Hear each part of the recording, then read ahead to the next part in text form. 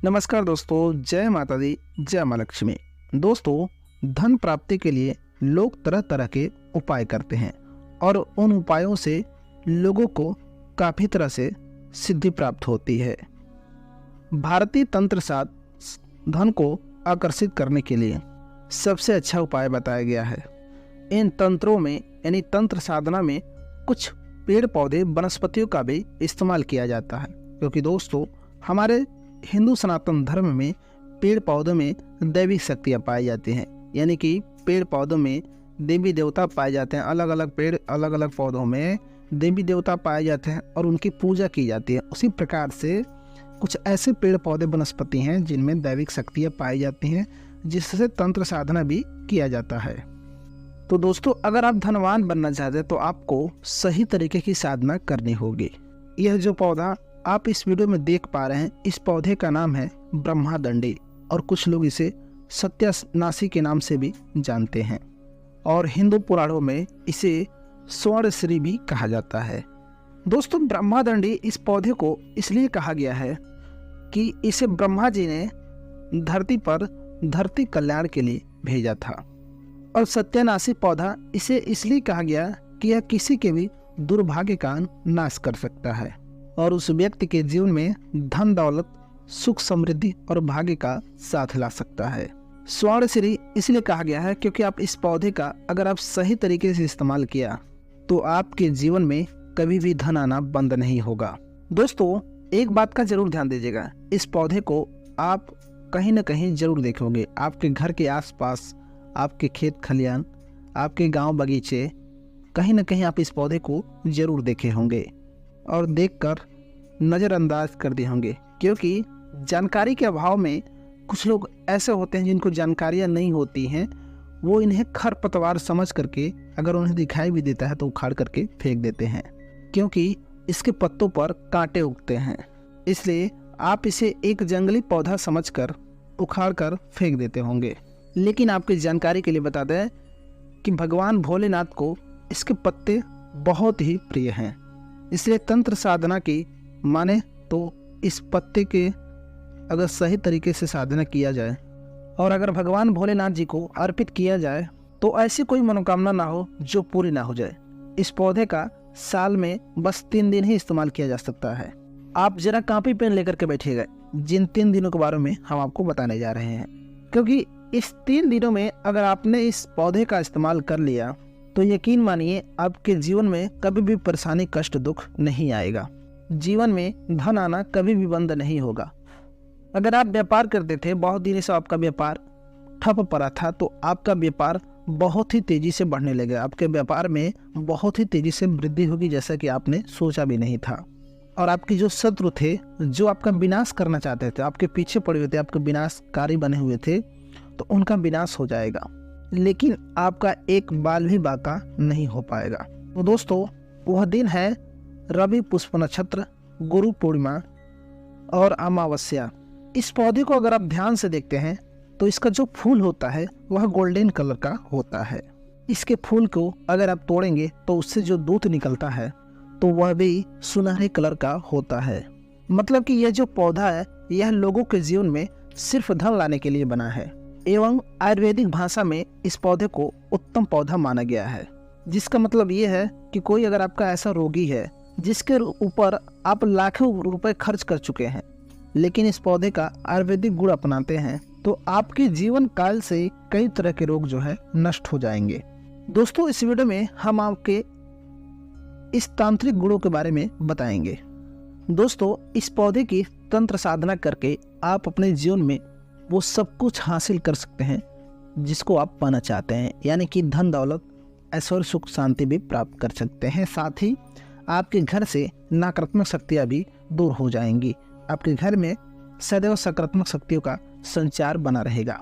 तो दोस्तों, आपसे मेरा अनुरोध है, आप अभी तक वीडियो को लाइक नहीं किए तो वीडियो को लाइक कर दीजिए, चैनल पर आए तो चैनल को सब्सक्राइब कर दीजिए और कमेंट बॉक्स में ओम नमः शिवाय, हर हर महादेव जरूर ले दीजिएगा। इससे क्या होता है, भगवान भोलेनाथ की कृपा सदैव आप पर बनी रहती है। और कहा जाता है दोस्तों, जिस व्यक्ति के ऊपर भगवान भोलेनाथ की कृपा बनी हो उसका काल भी कुछ बाल बाका नहीं कर सकता है। तो इसलिए कमेंट बॉक्स में ओम नमः शिवाय, हर हर महादेव जरूर लिख दीजिएगा और वीडियो को ज़्यादा से ज़्यादा शेयर कर दीजिएगा। दोस्तों ध्यान दीजिएगा कि इस पौधे का इस्तेमाल आपको सही तरीके से करना है। एक एक बातों को ध्यान से सुनिएगा, वीडियो को बिना भगाए अंत तक देखिएगा, स्किप करके नहीं देखिएगा, तब जाके आपको एक एक बात एक एक जानकारियाँ प्राप्त होंगी। इस पौधे का इस्तेमाल आपको सही तरीके से करना है और इस पौधे का इस्तेमाल साल में 3 दिन ही करना है। दिक्कत की बात तो यह है कि यह पौधा हर जगह उपलब्ध नहीं रहता।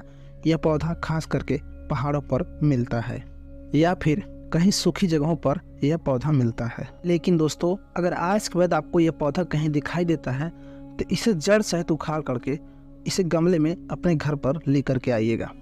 अगर आप इस पौधे को गमले में उखाड़ कर लेकर के आते हैं तो ऐसा माना जाता है कि आपके घर के नकारात्मक शक्ति जो होती हैं वो हमेशा हमेशा के लिए दूर हो जाती हैं और आपके घर में सदैव सकारात्मक शक्तियों का संचार बना रहता है। अब जो क्रियाएं हम आपको बताने जा रहे हैं एक एक करके, वह माता लक्ष्मी जी को प्राप्त करने का उपाय बताने जा रहे हैं, जिसको अपनाने से आपके जीवन में हमेशा धन आना शुरू हो जाएगा। यानी कि आपका धन आता था लेकिन टिकता नहीं था, यानी बरकत नहीं होती थी। आपके जो धन आने के रास्ते थे वो बिल्कुल ही बंद हो चुके। आप बहुत ज़्यादा परिश्रम करते थे, 2-4 पैसे कमाते थे, वो भी टिकता नहीं था। आपको जो है बरकत नहीं हो पाता था। तो आपके धन आने के रास्ते खुल जाएंगे, यानी कि धन की प्राप्ति के उपाय हो जाएंगे। और जो दूसरी क्रिया होगी वो भोलेनाथ के लिए होगी। अगर आप भगवान भोलेनाथ का आशीर्वाद प्राप्त करना चाहते हैं तो इसके पत्तों का आपको इस्तेमाल करना होगा। और तीसरी क्रिया होगी शनिदेव महाराज के लिए, जिसका आशीर्वाद अगर आपको मिल जाए तो आपका राहु केतु बहुत अच्छा हो जाएगा और आपके ऊपर कभी भी कष्ट नहीं आएगा।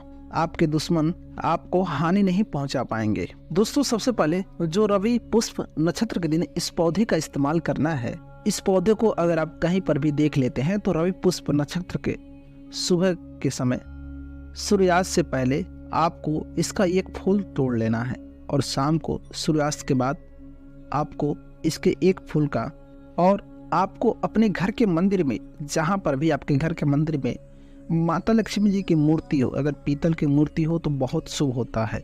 जहाँ पर आपके घर में पूजा घर में माता लक्ष्मी जी की मूर्ति हो, वहाँ पर आपको, या जो कलाचित्र होता है या फोटो, अगर मूर्ति नहीं है तो कलाचित्र या फोटो होता है, वहाँ पर आपको एक घी का दीपक जलाना है। अखंड दीपक जो होता है, अगर आपके घर पीतल का अखंड दीपक है तो उसमें आपको घी डाल के दीपक जो है प्रज्वलित करना है और उसके बाद माता लक्ष्मी जी को इस पुष्प को अर्पित कर देना है। फूल अर्पित करने के बाद आपको माता लक्ष्मी का बीज मंत्र का जाप करना है। ओम श्रीम श्रीय नमः। फिर से हम रिपीट करते हैं, ओम श्रीम श्रीय नमः। इस मंत्र का 1001 बार इस मंत्र का जाप करना है। यानी कि माता लक्ष्मी को उस पुष्प को अर्पित करने के बाद 1001 बार आपको इस मंत्र का जाप करना है। यह माता लक्ष्मी जी का बीज मंत्र है, इसे आप 1001 बार जाप कर लीजिएगा। दोस्तों जो 1001 होता है वह माता लक्ष्मी जी के लिए बहुत ही शुभ माना गया है और रवि पुष्प नक्षत्र के दिन इस मंत्र का अगर आपने इस्तेमाल कर लिया तो मान के चलिए कि आपके जीवन में कभी भी धन धान की कमी नहीं होगी। आपके जीवन में हमेशा धन वैभव ऐश्वर्य की प्राप्ति होगी। आपके घर में हमेशा सुख समृद्धि ऐश्वर्य की प्राप्ति होती रहेगी। आपके घर में धन का भंडार भरा रहेगा। अब दोस्तों हम बताते हैं कि गुरु पूर्णिमा के दिन इस पौधे का इस्तेमाल कैसे करना है। तो आपकी जानकारी के लिए बता दें कि गुरु पूर्णिमा के दिन आपको इस पौधे के मात्र एक पत्ती तोड़ कर लाना है और आपको एक तांबे का लोटा लेना है जिसमें शुद्ध जल हो और किसी भी शिव मंदिर में जा करके आपको भगवान शिव को जल अर्पित करना है। आपको इसका एक पत्ती चढ़ाना है और आपको 508 बार ओम नमः शिवाय मंत्र का जाप करना है। इतना करने मात्र से आपके जीवन से कष्ट परेशानियां दूर चली जाती हैं और भगवान भोलेनाथ का आपको आशीर्वाद प्राप्त होता है। कई तरह की बीमारियां जो है ठीक हो जाती हैं और आपको सुख समृद्धि भारी मात्रा में प्राप्त होती हैं। दोस्तों ये जो 2 क्रियाएं हम आपको बताए हैं यह हिंदू पुराणों में साफ साफ लिखी हुई है। इसलिए दोस्तों हम चाहते हैं कि अगर आपको हिंदू पुराणों की जानकारी चाहिए तो चैनल को सब्सक्राइब जरूर कर लीजिएगा। और तीसरी जो है दोस्तों, अमावस्या के दिन अमावस्या के दिन आपको इसका एक पुष्प तोड़ करके लाना है और किसी भी शनि मंदिर जाना है। आप घर पर यह पूजा नहीं कर सकते हैं, किसी भी शनि मंदिर पर जाना होगा। आपको एक घी का दीपक जलाना है, शनि मंदिर जाना है और एक पुष्प चढ़ाते हुए आपको शनि चालीसा का पाठ करना है। सूर्यास्त के बाद किया गया यह उपाय कभी भी खाली नहीं जाता है।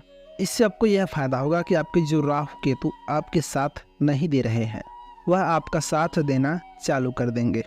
आपके जो नवग्रह आपके खिलाफ खड़े थे, वह आपके प्रति समर्पित हो जाएंगे। मान के चले कि कोई शत्रु आपके पीछे पड़ा हुआ था, आपको हानि पहुंचाना चाहता था, उल्टा उस व्यक्ति का नुकसान हो जाएगा। जितना कि वह सोचा भी नहीं होगा, उससे ज़्यादा कहीं उसका नुकसान हो जाएगा। लेकिन आपका कुछ नहीं बिगड़ेगा, क्योंकि शनि महाराज ने जिस व्यक्ति को आशीर्वाद दिया है, यानी कि जिस व्यक्ति के ऊपर भगवान शनि देव की कृपा प्राप्त हो जाती है, तो उसके जीवन में हमेशा खुशियाँ ही खुशियाँ आएंगी। क्योंकि दोस्तों, जिसके ऊपर भगवान शनि देव की कृपा होती है, उसके ग्रह मजबूत हो जाते हैं। यानी जो नवग्रह होते हैं, जो ग्रहों का दोष होता है, वह मजबूत हो जाता है। और जब मजबूत हो जाता है, उसके जीवन में कभी भी किसी प्रकार की परेशानियां नहीं रहती। उसका जीवन हमेशा सुखमय व्यतीत करता है। उसके जीवन में ना तो वो बीमारियों से ग्रस्त रहता है, न धन संबंधित परेशानियां रहती है। इसलिए जिस व्यक्ति के ऊपर शनि भगवान का कृपा प्राप्त होता है, उस व्यक्ति का जीवन हमेशा सुखमय रहता है। वह हमेशा धन धान्य से परिपूर्ण होता है। उसके घर में कभी भी किसी प्रकार की कमी नहीं रहती है। तो दोस्तों, उम्मीद करते हैं हमारी जानकारी आपको पसंद आई होगी। वीडियो पसंद आए तो वीडियो को लाइक कर दीजिएगा। चैनल पर आए तो चैनल को सब्सक्राइब कर लीजिएगा। कमेंट बॉक्स में ओम नमः शिवाय हर हर महादेव जरूर लिख दीजिएगा। इससे क्या होती है, आपकी जो भी मनोकामना होती है वो पूर्ण हो जाती है। तो दोस्तों, मिलता हूँ आपसे अगले वीडियो में। तब तक के लिए नमस्कार, जय माता दी।